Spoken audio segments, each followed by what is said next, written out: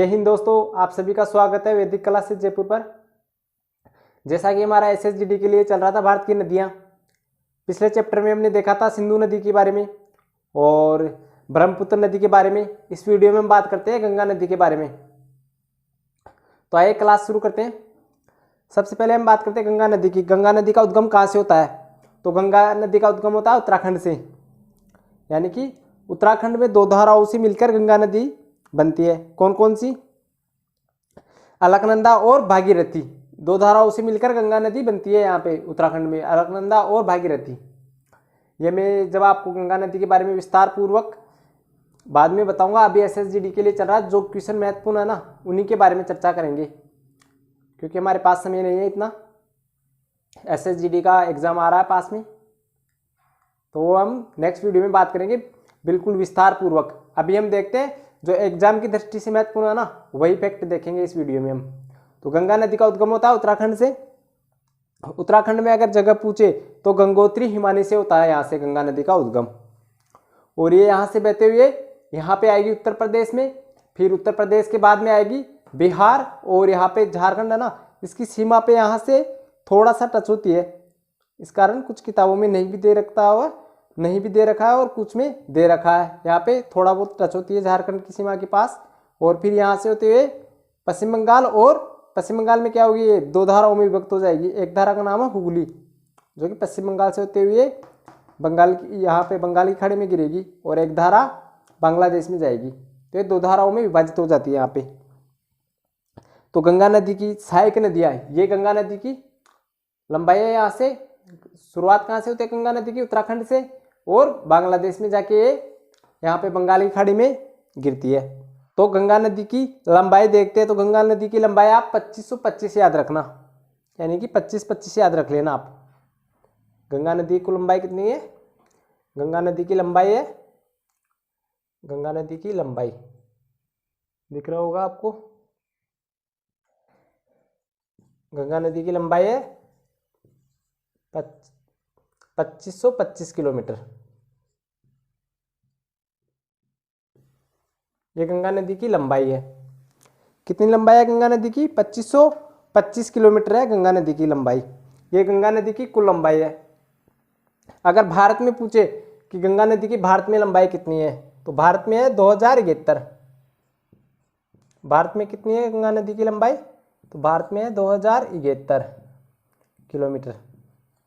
यह भारत में गंगा नदी की लंबाई। कुल लंबाई तो हो गई 2525 किलोमीटर, और भारत में हो गई 2071 किलोमीटर। यह गंगा नदी की यहाँ से उत्तराखंड से लेकर यहाँ पे यानी पश्चिम बंगाल तक गंगा नदी की भारत में लंबाई है 2071 किलोमीटर।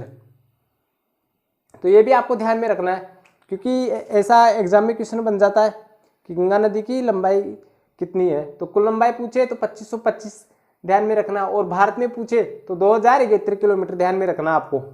यह है गंगा नदी की कुल लंबाई। इसके अलावा अगर राज्य पूछे कौन कौन से राज्य में बहती है, तो आपको उत्तराखंड करना है, उत्तर प्रदेश, यहाँ पे आ जाएगा बिहार, और यहाँ पे ये भी दे सकता है झारखंड भी, क्योंकि इसकी सीमा को छूती है गंगा नदी। तो ये आ जाएगा, यहाँ पे पश्चिम बंगाल आ जाएगा, और ये बांग्लादेश आ जाएगा फिर। तो ये गंगा नदी का विस्तार ध्यान रखना, क्योंकि क्वेश्चन ये भी आ सकता है कि गंगा नदी का उत्तर से दक्षिण में विस्तार बताइए। तो आपको ऑप्शन में राज्य दे देंगे, यानी कि ऑप्शन में आपको राज्य दे देंगे, और ऐसे दे देंगे क्वेश्चन में कि उत्तर से दक्षिण में क्रम जमाए गंगा नदी का बहाव क्षेत्र। तो उत्तर में सबसे पहले आएगा यहाँ पे उत्तराखंड, फिर आएगा यहाँ पे उत्तर प्रदेश, फिर आएगा यहाँ पे बिहार, फिर आएगा झारखंड, और वहाँ पे पश्चिम बंगाल। तो ये गंगा नदी का विस्तार है। इसके अलावा गंगा नदी की सहायक नदियों की हम बात करते हैं। तो गंगा नदी की सहायक नदियों में हो जाएगी यहाँ पे सरयू नदी, और यहाँ पे सरयू नदी, फिर ये सरयू नदी क्या है, घाघरा में मिलती है। यहाँ पे घाघरा नदी है ना, ये इसमें आके मिलती है। तो कुछ किताबों में क्या दे रखा होगा, कुछ किताबों में आपको ये भी देखने को मिलेगा कि सरयू नदी देकर घाघरा, यानी घाघरा नदी का ही उपनाम बता देगा सरयू, क्योंकि ये सरयू नदी यहाँ पे मिलती है घाघरा नदी में, और फिर गंगा में मिलती है। इस कारण गंगा की सहायक नदियों में घाघरा दे रखा है, और घाघरा का ही नाम बता रखा है कुछ किताबों में सरयू। लेकिन वैसे है सरयू अलग नदी, क्योंकि ये उत्तराखंड से इसका होता है उद्गम होता है सरयू नदी का। फिर आएगी घाघरा, फिर आएगी गंडक, फिर इधर कोसी और महानंदा, ये है महानंदा। और यहाँ पे दक्षिण में आप पढ़ोगे ना, जब दक्षिण भारत की नदियाँ, यहाँ पे आप पढ़ोगे महानदी, और ये क्या है, महानंदा है। इस कारण इन नदियों में कंफ्यूज मत होना, क्योंकि एग्जामिनर क्या करता है, इन्हीं नदियों में कंफ्यूज करता है वो, कि महानंदा दे देगा आपको, गंगा की जो सहायक नदियाँ देगा ना, तो उसमें महानंदा न देकर महानदी दे देगा। तो महानदी नहीं है वो, ये महानंदा है, क्योंकि महानदी का जो महानदी है ना वो दक्षिण भारत की नदी है, और ये महानंदा है जो कि गंगा की सहायक नदी है, इधर से ब्रह्मपुत्र आएगी। तो अब दक्षिण भारत की नदियों की, यानी कि गंगा की दक्षिण की तरफ से मिलने वाली नदियों की हम बात करते हैं, तो इधर से आ जाएगी चंबल नदी।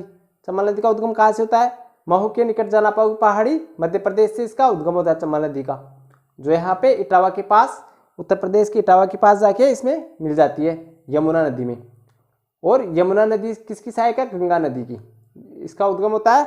जो यमुना नदी है ना, यमुना नदी का उद्गम होता है बंदरपूछ हिमानी से, यानी कि उत्तराखंड में जो बंदरपूछ हिमानी है ना, यमुनोत्री के पास बंदरपूछ से इसका उद्गम होता है, किसका, यमुना नदी का। और यमुना नदी की सहायक नदियों में बात करते हो तो यहाँ पे आ जाएगी बेतवा हो जाएगी, कैन हो जाएगी, जो कि मध्य प्रदेश से इनका उद्गम होता है। इसके अलावा सोन नदी, सोन नदी के बारे में आप ये क्वेश्चन ध्यान में रखना कि गंगा नदी की यमुना के बाद दूसरी सबसे बड़ी और महत्वपूर्ण सहायक नदी है सोन नदी, यानी कि सबसे जो गंगा नदी है ना, इसकी सहायक नदियों में सबसे महत्वपूर्ण नदी है यमुना नदी, और दूसरी सबसे महत्वपूर्ण नदी है सोन नदी। सोन नदी का उद्गम कहाँ से होता है, अमरकंटक मध्य प्रदेश से इसका उद्गम होता है सोन नदी का। इसके बारे में भी क्वेश्चन काफी बार बन जाता है कि सोन नदी का उद्गम होता है, तो अमरकंटक मध्य प्रदेश से इसका उद्गम होता है सोन नदी का। और इसके अलावा यहाँ से बहते हुए जाके यहाँ पे बिहार के पास में इसमें मिल जाएगी, किसमें, गंगा नदी में मिल जाती है ये नदी, सोन नदी। और फिर आगे गंगा नदी आगे जाएगी और यहाँ पे गिर जाएगी। इसके अलावा एक नदी ध्यान में रखना आप कि जो गंगा की सहायक नदी है ना, यानी गंगा की जो दो धाराओं में विभक्त हो जाती है ना गंगा, यहाँ से हुगली नदी निकलती है, तो हुगली की सहायक नदी है दामोदर नदी, जो यहाँ से निकलती है, छोटा नागपुर का पठार झारखंड से दामोदर नदी निकलती है। ये दो पठारों को, ये यानी कि छोटा नागपुर का पठार है ना, उसको दो भागों में काटती है, उसके बीचों बीच से निकलती है दामोदर नदी। अब आप जो ये नदी है ना, कौन सी, यमुना नदी, इसके बारे में ध्यान में रखना, क्योंकि गंगा की सहायक नदी है, लेकिन इसके बारे में काफी बार क्वेश्चन बन जाता है। जो आगरा शहर है ना, उत्तर प्रदेश में है ना आगरा शहर, वो इसी यमुना नदी पे स्थित है। कौन सा शहर, आगरा शहर, यहाँ पे पड़ता है आगरा शहर, जो कि इस पे यमुना नदी पे स्थित है आगरा शहर। इसके अलावा यहाँ से आगे जाएंगे हम, तो आगरा के बाद में यहाँ पे पड़ेगा, यानी कि आगरा भी इसी पे स्थित है और मथुरा भी इसी पे स्थित है, किस पे, गंगा नदी पे, इस गंगा नदी पे नहीं, यमुना नदी पे, यमुना नदी पे स्थित है आगरा शहर और मथुरा शहर, दोनों यमुना नदी के किनारे स्थित है। कौन कौन से शहर हो गए, आगरा शहर और मथुरा। इन दोनों शहरों के बारे में आपको क्वेश्चन ध्यान में रखना है, क्योंकि क्वेश्चन काफी बार एग्जाम में आ गया कि आगरा शहर किस नदी के किनारे है, तो वह है यमुना नदी के किनारे। इसके अलावा क्वेश्चन ये बनता है कि मथुरा शहर किस नदी के किनारे है, तो वो भी यमुना नदी के किनारे है। फिर यमुना नदी के किनारे यहाँ पे आपको एक चीज ध्यान में रखना है, जो मथुरा, ये आगरा शहर है ना, इसके पास में यहाँ पे पड़ता है ताजमहल। क्या पड़ता है, पे ताजमहल पड़ता है यहाँ पे। तो ताजमहल भी किस नदी के किनारे स्थित है, ताजमहल स्थित है आगरा नदी के, इसके यमुना नदी के किनारे। आगरा शहर यमुना नदी के किनारे और ताजमहल यमुना नदी के किनारे, ये दोनों क्या है, इसके यमुना नदी के किनारे स्थित है।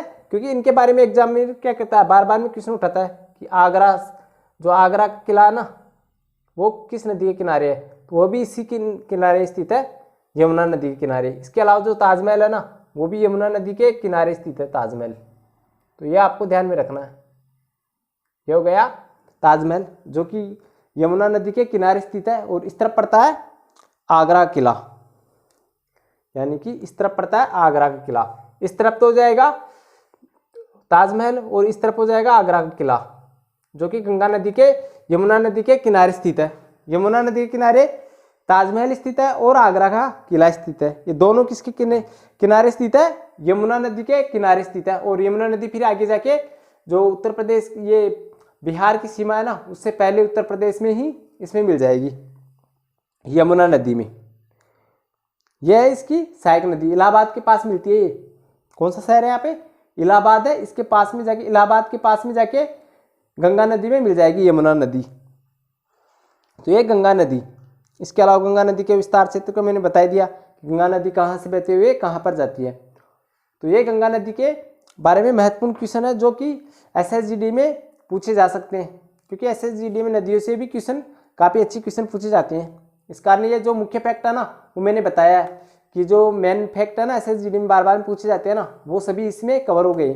तो आपको एक सभी क्वेश्चन ध्यान में रखना है, गंगा नदी की लंबाई ध्यान में रखना है और भारत में लंबाई ध्यान रखना है और इसकी सहायक नदियों के बारे में आपको ध्यान में रखना है, क्योंकि SSGD में इन्हीं में से क्वेश्चन बनता है, ज़्यादा डीपली में नहीं जानता। ज़्यादा डीपली में अगर आप देखना चाहते हो नेक्स्ट वीडियो में बनाएंगे बिल्कुल गंगा नदी के बारे में डीपली में, लेकिन फिलहाल क्या है जो SSGD के लिए ध्यान में रखते हुए मुख्य फैक्ट बता रहा हूँ आपको मैं। तो ठीक है दोस्तों, हमारे चैनल को लाइक कीजिए, सब्सक्राइब कीजिए और ज़्यादा से ज़्यादा शेयर कीजिए। ठीक है, धन्यवाद।